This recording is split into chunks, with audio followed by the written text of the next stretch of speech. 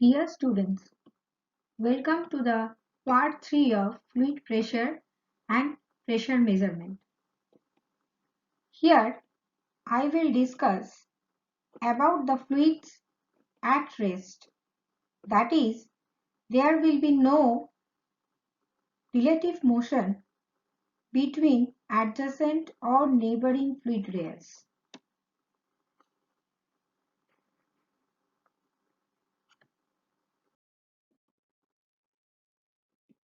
Pascal's law. This law states that the pressure intensity or pressure at a point in a static fluid is equal in all directions. The forces acting on the element in a static fluid depends on pressure forces normal to the surfaces and weight of the element in the vertical direction.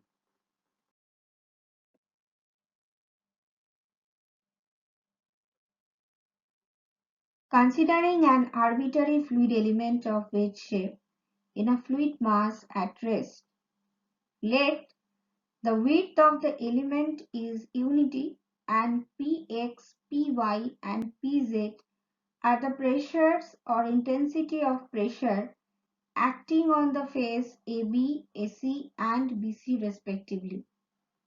Let the angle ABC is equal to theta. Then the forces acting on the element are, we know, one is the pressure forces normal to the surfaces and another is the weight of the element in the vertical direction. The forces on the faces are, force on the face AB is equal to Px into area of the face AB, which is equal to Px, and the area of the face AB is dy into 1. Force on the face BC is equal to Pz into area of the face BC, which is equal to Pz, and the area of the face BC is ds into 1. Force on the face AC is equal to Py into area of the face AC is equal to Py into area of the face AC is dx into 1. Also the weight of the element is half of AC into AB into 1 into small w, where small w is the weight density. Now resolving the forces in x direction, we can write that Px into dy into 1, which is the force on the face AB, minus Pz into ds into 1 into sine 90 degree minus theta, which is the component of the force on the face BC in x direction, is equal to 0. Now rearranging the equation, we can write Px into dy into 1 minus Pz into ds into 1, and instead of sine 90 degree minus theta, we can write cos theta is equal to 0. Now from the figure, we can write that ds cos theta is equal to AB, which is also equal to dy. So that from the equation 1, we write that Px into dy into 1 minus Pz into, instead of ds cos theta, we can write dy into 1 is equal to 0. Now by rearranging the equation, we can write that Px equal to Pz.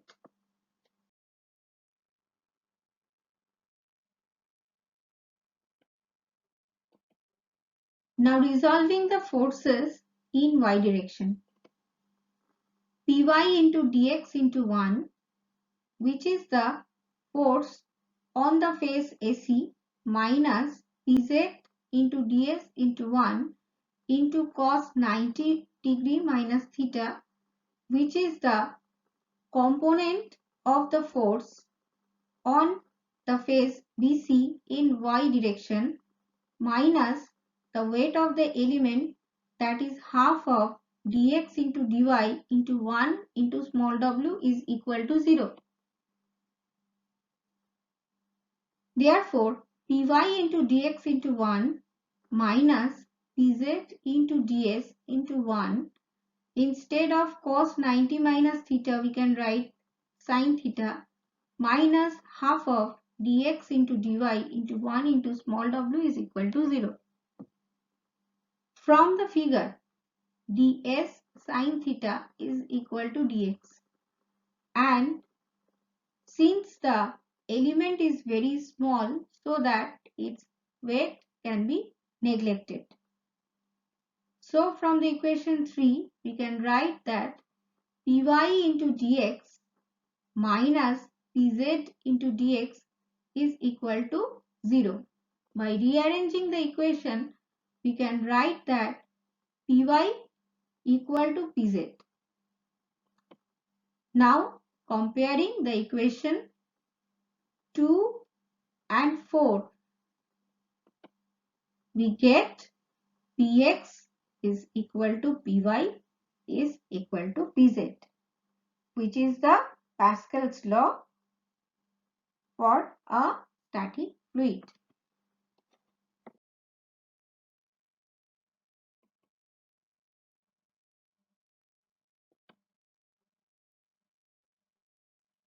The pressure at any point in a fluid at rest is obtained by hydrostatic law.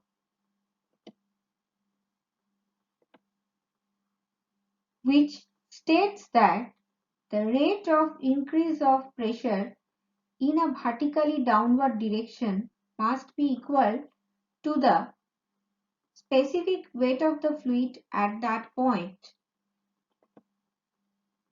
Let delta A is the cross-sectional area of the element.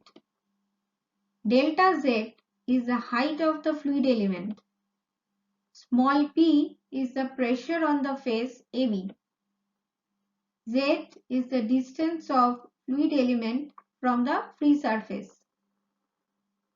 So, the pressure force on the AB is equal to small p into delta A. Pressure force on CD is equal to P plus del P by del Z into delta Z whole into delta A.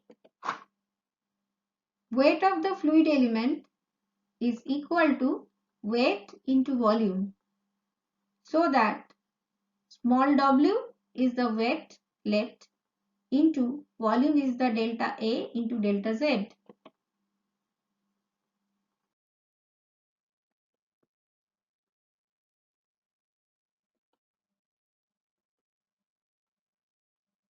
Pressure forces on surfaces BC and AD are equal and opposite. For the equilibrium of fluid element, we can write that P into delta A, which is the pressure force on AB, minus P plus del P by del Z into delta Z whole into delta A, which is the pressure force on CD, plus small w into delta A into delta Z, which is the weight of the element, is equal to 0. Or rearranging the equation, we can write that P into delta A minus P into delta A minus del P by del Z into delta Z into delta A plus small w into delta A into delta Z is equal to 0. Now again rearranging, we can write that minus del P by del Z into delta Z into delta A is equal to minus small w into delta A into delta Z. So that from that equation we can write that del P by del Z is equal to small w and this small w is equal to rho into g, which is the hydrostatic law. Now, integration of del P is equal to integration of rho g into del Z. By integrating, we can write small p equal to rho g into Z, where small p is the pressure above atmospheric pressure. Z is the height of the point from free surface, which is equal to pressure head. So, we can write that from the above equation, capital Z is equal to small p by rho g.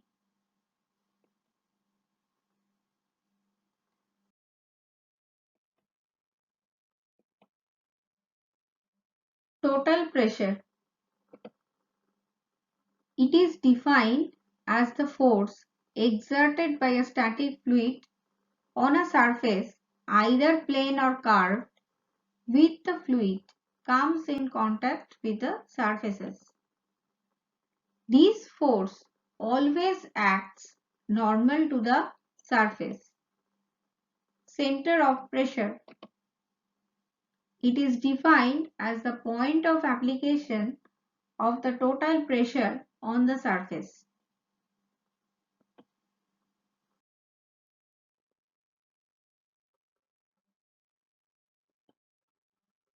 Horizontal plane surface submerged in a liquid. Let us considering a plane horizontal surface immersed in a static fluid. Also considering the total surface area is capital A. So the pressure intensity is equal on the entire surface since every point on the surface is at the same depth from the free surface of the liquid, and which is given by P equal to rho gh, where h is the depth of the surface. So that the total force on the surface capital F is equal to small p into area. That is, instead of small p, we can write that rho gh into area capital A. By rearranging, we can write that rho g into capital A into h bar, where h bar is the depth of Cg from the free surface of liquid is small h, and h star is the depth of center of pressure from the free surface of liquid, here which is also equal to h.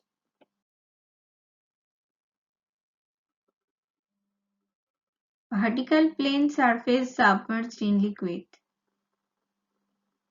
Let capital A is the total area of the surface. H bar is the distance of Cg of the area from free surface of liquid. Capital G is the Cg of plane surface. Capital P is the center of pressure. H star is the distance of center of pressure from the free surface of liquid.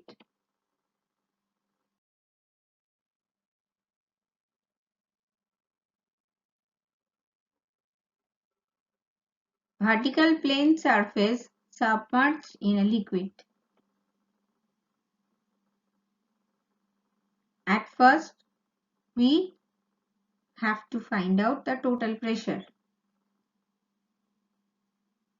The pressure intensity on the strip P is equal to rho gh. The area of the strip dA is equal to B into dH. The total pressure force on strip dF is equal to P into area. So, instead of P, we can write that rho gh, and instead of area, we can write that V into dH. So, the equation becomes rho gh into B into dH. The total pressure force on the whole surface denoted by capital F is equal to integration of dF is equal to integration of, instead of dF we can write rho gh into B into dH. By rearranging we can write that rho g integration of h into B into dH. But integration of h into B into dH can be write that integration of h into dA, because B into dH is equal to dA. So after integration we can write that A into h bar, so that F is equal to rho g A into h bar. For water, rho is equal to 1000 kg per meter cube. G is equal to 9.81 meter per second square. Force is in Newton.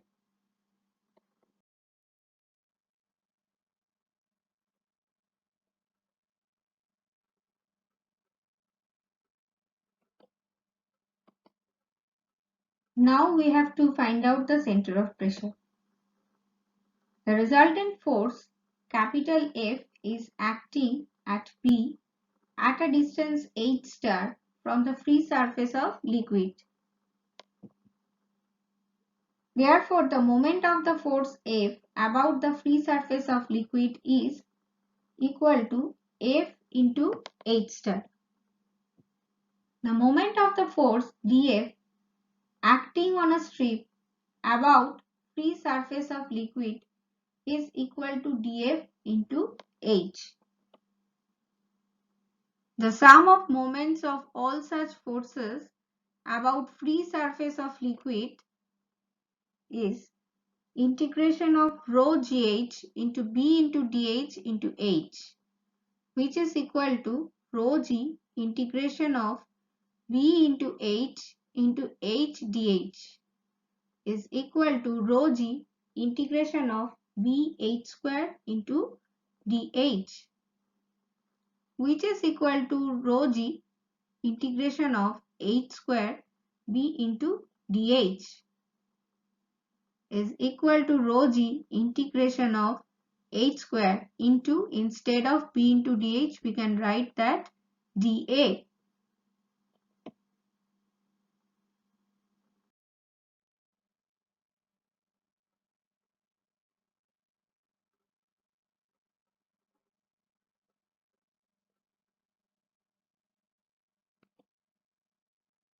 But integration of h square dA is equal to integration of h square into, instead of dA we can write that B into dH, which is equal to IO, that is the moment of inertia of the surface about free surface of liquid.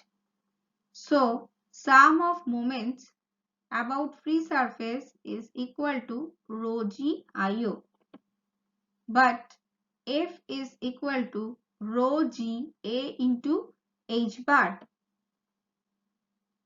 so that we can write that rho g A into h bar into h star is equal to rho g into IO. By rearranging the equation we can write that h star is equal to IO divided by A into h bar.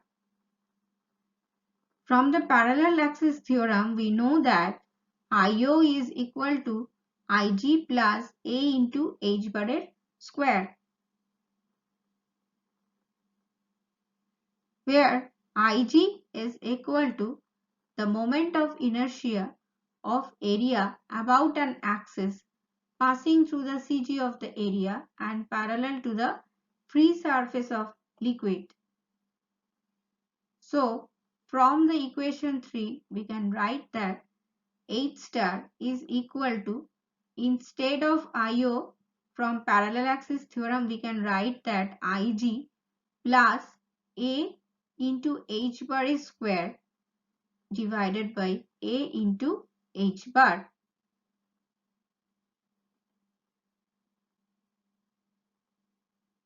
By rearranging, we can also write that H star is equal to Ig divided by A into H bar plus H bar.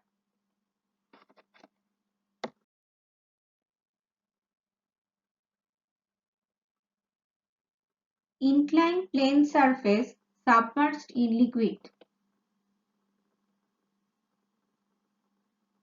Pressure intensity on the strip P is equal to rho GH. Pressure force on the strip dF is equal to P into area of the strip. Total pressure force on the whole surface capital F is equal to integration of dF, that is integration of rho GH instead of P into dA. From the figure, H by Y is equal to H bar by Y bar is equal to H star by Y star is equal to sin theta. So that we can write that H equal to Y sin theta. Since F is equal to P into area, so that instead of P we can write that rho GH into area is capital A. Also rho GA into H bar. Therefore, integration of rho G Y sin theta into dA, Y sin theta instead of H.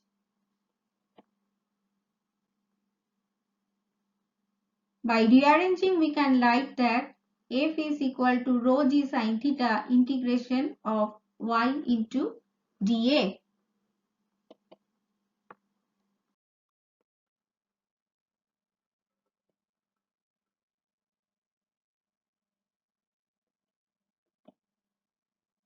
But integration of Y into dA is equal to A into Y bar. F equal to rho G sin theta instead of integration of Y into dA, we can write that A into Y bar is equal to rho G H bar into A. Y bar sin theta is equal to H bar. So instead of Y bar sin theta, we can write H bar here.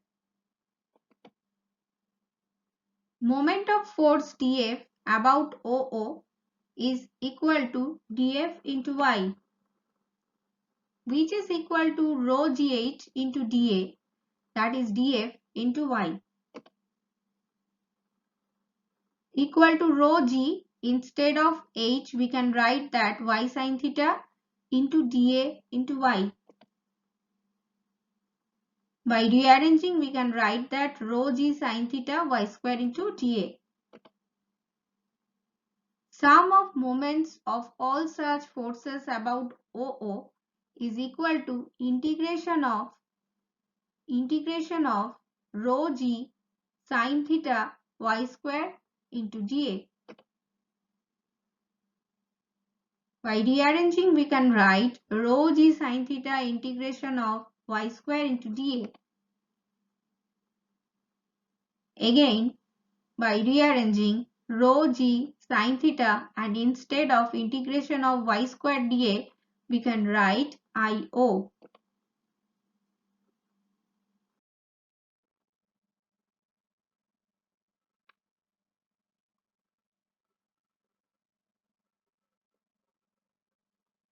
Moment of the total force F about OO is equal to F into Y star. So that we can write that F into Y star equal to rho G sin theta into IO. Or by rearranging, we can write that Y star is equal to rho G sin theta IO divided by F. or y star is equal to rho g sin theta into IO divided by, instead of F, we can write rho g h bar into A, or by rearranging, y star is equal to sin theta IO divided by h bar into A.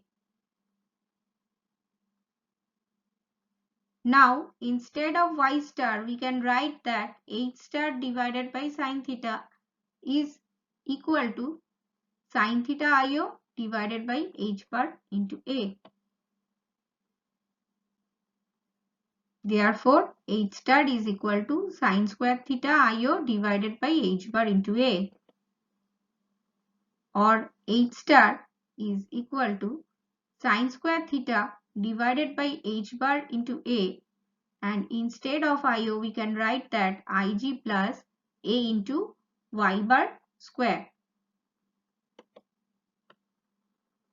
so that h star is equal to Ig sin square theta divided by A into h bar plus h bar, which is the center of pressure for the inclined plane surface submerged in the liquid.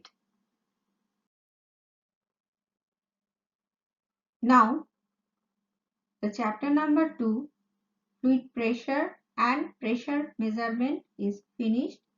We'll be back with another chapter of fluid mechanics and machines very soon. Thank you very much for listening to the lecture.